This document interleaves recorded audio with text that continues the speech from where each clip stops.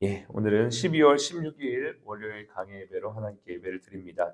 3차 선교 여행의 막바지라는 제목으로 함께 말씀을 나눕니다.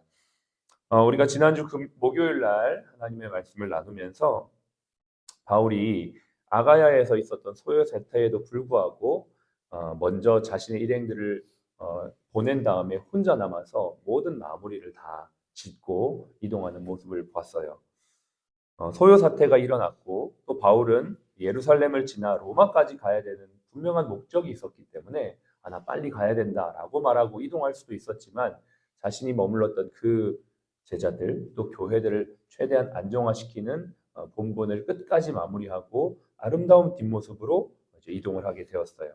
오늘 우리가 5절, 6절 읽었던 내용이 바로 그 내용입니다. 그들은 먼저 가서 드로아에서 우리를 기다리더라. 그들이 누구냐? 바울의 일행이죠.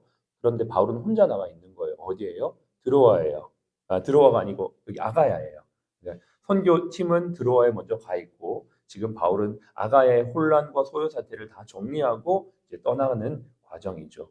6절에 보니까 우리는 무교절 후에 빌립보에서 배로 떠나 닷새만에 드로아에 있는 그들에게 가서 이래를 머무니라. 지금 이 6절에서 이제 바울이 모든 것을 마무리하고 배를 타고 드로아에 가서 합류했다라는 이야기를 6절은 하고 있습니다. 여기에서 얼마를 머뭅니까? 2일을 머뭅니다. 일주일을 머뭅니다. 짧은 시간이었기 때문에 최선을 다해 바울은 말씀을 전해요. 그러면서 7절에 보면 그 주간의 첫날에 우리가 떡을 떼려 하여 이 그 주간의 첫날이라고 하면 지금 우리가 이제 예배를 드리는 주일을 말합니다. 주일에 떡을 떼며 말씀을 전하는 거죠. 떡을 뗀다는 것은 성찬을 말하는 것이고요. 초대교회 당시에는 예배 때마다 성찬을 같이 했었습니다. 하나님의 말씀을 나누면서 성찬을 하면서 이 떡과 잔을 나누면서 예수 그리스도의 죽으심과 또 다시 오심을 기념하고 기억하고 또 그러한 삶을 살기를 매 주일 때마다 성도들이 결단했던 거예요. 지금 그 이야기가 7절에 나와 있는 거예요. 그런데 일주일 동안 말씀을 전해야 되니까 최선을 다해서 복음을 전하는 바울의 그 강론이 길어지는 겁니다. 그래서 밤 늦게까지 강론이 이어지자 그 7절 이후에 보니까 8절에 우리가 모인 윗다락에 등불이 많이 켰는데 유두고라고 하는 청년이 창에 걸터 앉아 있다가 깊이 졸더니 바울이 강론하기를 더 오래 하매 졸음을 이기지 못하여 3층에서 떨어져 일으켜 보니 죽은지라. 이제 바울의 마음이 느껴지시나요? 이 짧은 기간 더 많은 것들을 이 성도들에게 전해주려고 강론을 밤 늦게까지 하는 거죠. 그런데 유두고라는 청년이 떨어져서 죽게 됩니다. 그런데 하나님께서 그의 생명을 회복시켜 주시죠. 기적이 일어난 겁니다. 죽은 사람 살아나는 역사가 나타나게 되는 것이죠. 이를 통해서 드로아에 있는 성도들은 굉장히 많이 위로를 받았다라고 말해요. 12절에 보니까 사람들이 살아난 청년을 데리고 가서 적지 않게 위로를 받았더라. 저는 이 구절에서 바울의 최선과 또 성령님의 역사하심을 보게 됩니다. 바울의 최선이 무엇이었습니까? 주어진 시간, 주어진 기회에 최선을 다해서 말씀을 전했던 그의 최선이었죠. 그 최선에 더하여 하나님의 역사하심, 즉 죽은 자가 살아나는 놀라운 역사하심이 나타나는 것들을 보게 됩니다. 우리는 이곳 병원에서 우리에게 주어진 일을 최선을 다해 감당합니다. 어저께도 많은 환우들이 병원에 오셨어요. 그런데 우리의 직원들이 당직 직원들이 환자들을 돌보는 모습을 보면서 제 마음도 참 감동이 되었습니다. 최선을 다해 환자들을 돌보는 그러한 모습을 통하여 성령께서 우리 병원에 역사하시고 환자들을 오늘도 고치시고 위로하시고 살리는 역사가 일어날 줄로 믿습니다. 우리 한번 인사하겠습니다. 사랑 플러스는 사랑입니다. 네. 사랑입니다. 사랑. 네, 오늘도 이 사랑을 전하는 주어진 자리에서 여러분들이 되시기를 주의 이름으로 축복합니다. 13절에 보니까요. 이제 바울의 일행은 드로아에서 아소로 이동합니다. 배를 타고 가면 드로아에서 아소까지 배를 이렇게 타면 한 32km 정도 되는 거리거든요. 근데 거기는 해로만 있는 게 아니라 드로아에서 육로도 있어요. 아소까지 가는 육로, 직선거리죠. 그러니까 32km가 해로면 육로는 훨씬 가까운 거리, 한 15km 정도 되는 거리인데요. 여기 우리가 조금 주목해야 될 부분이 13절인데요. 우리는 앞서 배를 타고 아소에서 바울을 태우려고 그리로 가니 지금 우리는이라고 하는 건 바울의 일행을 말하는 거고, 이 바울의 일행은 배를 타고 이제 바울을 데리고 이동하려고 했는데, 바울이 그때 무슨 얘기를 하냐면 13절 뒤에 보면 이는 바울이 걸어서 가고자 하여라고 돼 있어요. 걸어서 가고자 하는 건 바울의 의지예요. 일행은 배를 타고 이동하려고 했는데, 왜냐하면 그 이후에 계속 배를 타면서 이동을 해야 되는 여정이거든요. 근데 바울은 일행은 배로 타고 보내고 자신은 육로로 아소에서 어디요? 여기 드로아까지, 밀레도까지 가려고 하는 그 여정에 잠깐 지금 육로로 지나가는 거예요. 왜 그랬을까요? 성경에 나와 있진 않아요. 왜 그랬는지 자세하게는 나와 있지 않지만 우리가 이제 예상을 해볼 수 있는 건, 바울은 정말 많은 사람을 만나거든요. 많은 사람을 만나고 대화하고 사역하고 그러다 보면 영적으로나 정서적으로 굉장한 에너지를 쓰게 됩니다. 그래서 함께 가는 일행들을 먼저 보내고 자신은 혼자 그 육로로 걸어가면서 아마 정서적으로 영적으로 충전했을 거라는 예상을 해볼 수가 있습니다. 사람이 여러 가지 활동과 또 사람을 만나다 보면 영적인 것뿐만 아니라 정서적인 것들도 메마르게 되는데, 바울은 아마 그 거리를 지나면서, 길을 지나면서 산을 보고 강을 보고 들판을 보고 나무를 보며 새를 보면서 아마 메말랐던 그 정서를 회복시키고, 또 혼자 주님과의 깊은 교제를 통하여 영적인 충전도 얻었을 것을 우리는 예상해 볼 수가 있는 것이죠. 하나님과의 개인의 시간, 경건의 시간은 우리에게 또 다른 사람을 만나서 영적으로나 정서적인 힘을 전해줄 수 있는 에너지를 공급받는 시간이에요. 너무나 중요한 시간입니다. 여러분에게 있어서의 개인 경건 시간은 언제입니까? 그리고 여러분은 어떻게, 어떤 방식으로 여러분의 메마른 정서와 영적인 에너지를 채우고 있습니까? 우리가 오래 가려면 반드시 이러한 개인의 영적인 정서적인 탱크가 채워져야 하는 것을 기억해야만 해요.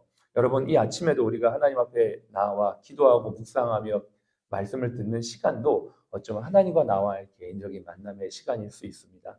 그러나 여러분이 따로, 여러분 혼자 하나님과의 만남의 시간을 반드시 가져서 단순히 어떤 일, 사역을 행하는 것을 넘어 더 본질적인 하나님과 여러분과의 홀로의 시간, 예수님이 그러하셨던 것처럼 그 시간을 가짐으로 말미암아 더 많은 사람들에게 영적으로나 정서적으로나 또 신체적으로 도움을 줄 수 있는 분들이 되시기를 축복합니다.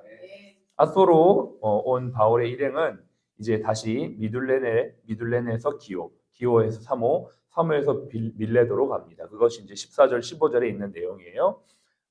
제가 읽겠습니다. 바울이 아소에서 우리를 만나니 우리가 배를 타고 미둘레네로 가서 거기서 떠나 이튿날 기오 앞에 오고 그 이튿날 사모에 들르고 또 그 다음날 밀레도에 이르니라. 바울의 여정 가운데 이렇게 급하게 딱 찍고 가는 거는 여기밖에 없어요. 3차 전도 여행이 왜 그렇게 급하게, 제가 일전에도 말씀드렸지만 한 3년의 여정 가운데 에베소에서 한 2년 3개월을 지내고 3년 동안 대부분의 시간을 에베소에서 보낸 다음에 거의 찍고 짧게 가는데, 여기는 정말 짧아요. 바로바로 이동하는 거거든요. 왜 그런지 뒤에 나와 있어요.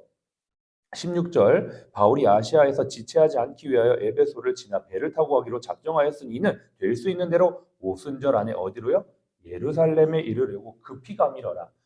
이유가 여기에 있어요. 왜? 예루살렘에 빨리 가려고. 왜? 오순절 안에 가려고. 이건 의미가 있는 거예요. 오순절이 어떠한 날입니까? 성령 강림절이죠. 예루살렘에서 성령 강림이 임했던 오순절 날을 예루살렘에서 지키려고 했던 것은 은혜를 사모하는 바울의 마음을 볼 수가 있는 겁니다. 앞에서 우리 사회자에 보셨던 원장님께서도 교회를 갈 때마다 기대가 된대요. 왜요? 말씀이 기대가 되는 거예요. 은혜 받는 게 소망이 되는 거예요. 바울의 마음도 아마 그랬을 거예요. 예루살렘에 빨리, 특히 오순절 날에 가려고 했던 것은 그 성령의 은혜를 사모했던 바울의 마음이 느껴지는 것을 볼 수가 있습니다. 또 무엇일까요? 3년간 하나님께서 바울 일행을 통하여 행하신 놀라운 선교의 여정을, 그 은혜를 함께 성도들과 나누고 싶었던 마음이 있었을 것이에요. 내가 받고 싶은 은혜, 또 내가 나눌 은혜를 기대하며 바울은 급히 가려고 했던 것입니다. 여러분에게 질문을 드려요. 우리가 일주일에 세상에서 살다가 주일날 공동체, 주일 예배 공동체를 드리러 갈 때 이러한 은혜와 성령의 충만함을 사모하며 가시나요? 또 내가 받은 일주일 동안 하나님께서 내 삶을 통해 행하신 놀라운 역사를 또 지체들과 나눌 그러한 시간이 기대가 되시나요? 우리가 건강한 신앙생활을 할 수 있다는 건 무엇일까요? 나에게 이러한 은혜를 받을 수 있는 공동체와 은혜를 나눌 수 있는 공동체가 있을 때 우리는 진정 건강한 신앙생활을 할 수가 있습니다. 저와 여러분들이 주일에 그러한 공동체가 있다면 참으로 은혜요 축복인 줄로 믿습니다. 뿐만 아니라 우리는 이곳에서 매일의 삶 속에서 매일의 예배를 드리면서 은혜를 사모하고 은혜를 받아 그것을 또 우리 환우들에게 또 우리 동료들에게 나눌 수가 있는 줄로 압니다. 이 시간이 그러한 시간이 되시기를 간절히 바랍니다. 이제 마지막이에요. 밀레도에서 바울의 소개가 됩니다. 바울의 설교가 소개가 됩니다. 이 바울의 설교는 유일하게 사도행전에 있는 여러 편의 설교 중에 신자에게만 전해진 설교예요. 에베소에 있는 장로들을 초대해서 어디로? 밀레도로 초대해서 그들에게 설교하는 바울의 고별 설교입니다.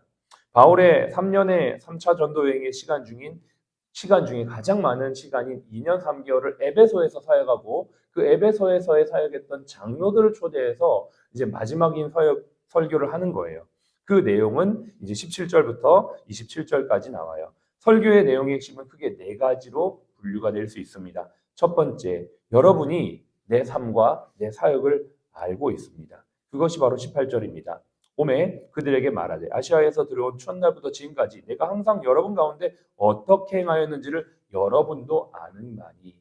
바울은 어떤 사역자인가? 첫 번째, 바울은 삶과 사역이 투명하게 보여지는 사역자입니다. 겉과 속이 같다는 거예요.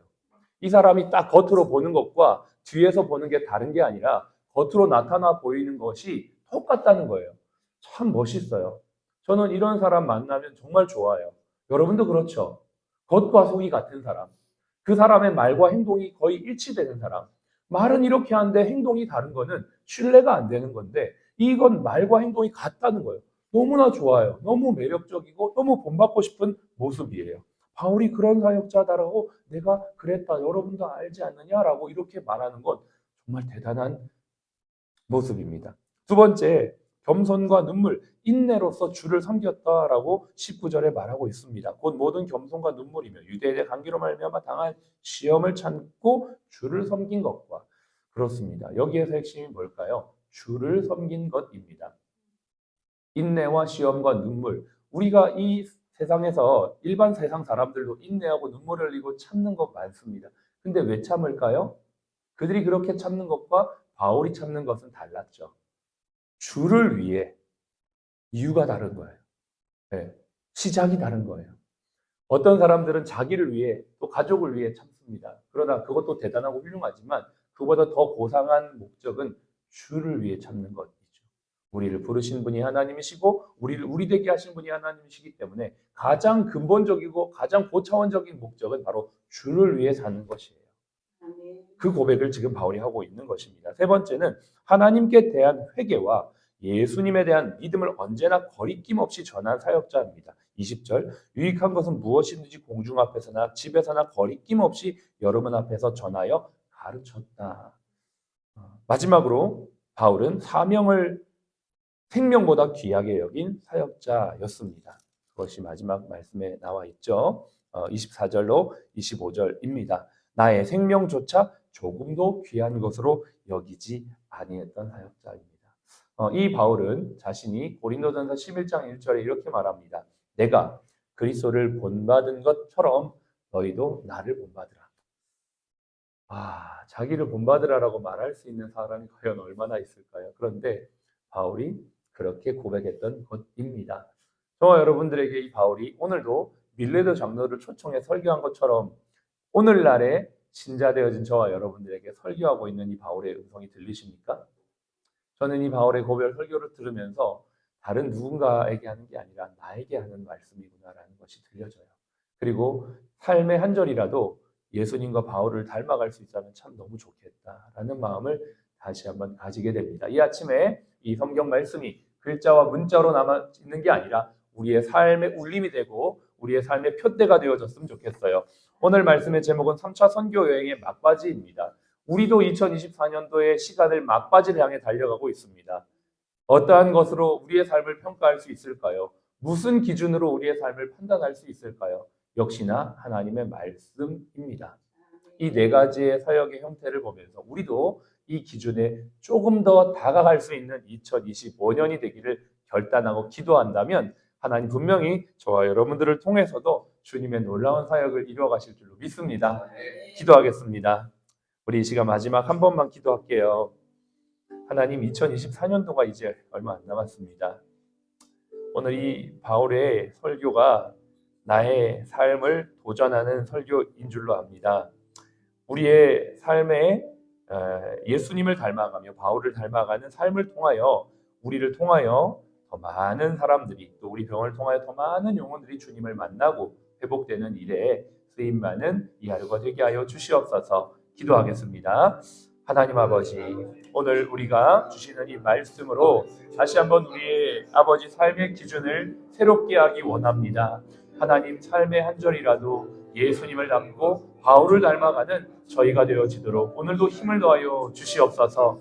2024년도의 막바지를 정리하며 우리가 어떻게 행해야 될지 하나님 다시 한번 기억합니다. 우리가 투명하게 하나님 숨김없이 주님 앞에 서는 자들이 되게 하여 주옵소서. 주를 눈물로 인내로 섬기는 오늘 이 하루가 될 수 있도록 힘을 더하여 주십시오. 거리낌 없이 복음을 전할 수 있는 용기와 담대함을 허락하여 주시며 나의 생명보다 사명을 더 귀하게 여길 수 있는 우리 모든 직원 선교회 또 우리 모든 환우분들 될 수 있도록 축복하여 주시옵소서.